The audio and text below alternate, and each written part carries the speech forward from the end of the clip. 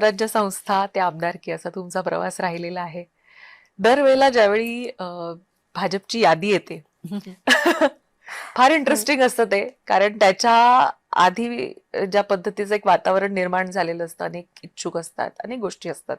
यावेळी आम्हाला ना थोडीशी शाश्वती होती, हां. की तुमचं नाव जवळपास येईलच किंवा तुमचं नाव यावेळी निश्चित आहे.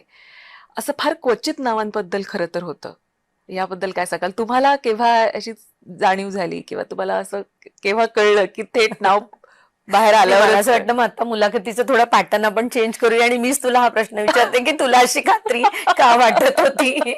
पण अर्थात हे ऐकून मला आनंद झाला, की आपल्याला दुरून बघणारे अनेक जण असतात आणि त्यांना अशी जर का खात्री वाटत असेल, तर ते अ, खूप आनंददायी आहे. मला काय म्हणता येईल त्याला, की खरं तर मी कधी ह्या गोष्टीचा पाठपुरावा केला नव्हता पक्षाकडे, की मला हे मिळालं पाहिजे, मला हे दिलंच पाहिजे. मला असं वाटलं, की त्या-त्या टप्प्यावरती माझ्याकडे जी जबाबदारी आली ना, ती जबाबदारी मी पूर्ण क्षमतेने काम करत आले. त्या-त्या क्षमतेने ती जबाबदारी मी पूर्ण करत आले. त्यातून कदाचित पक्षाला असं वाटलं असेल, की हिला आपण ह्या पदापर्यंत देखील नेऊ शकतो. त्यामुळे त्याच्यातून हे आलं असावं.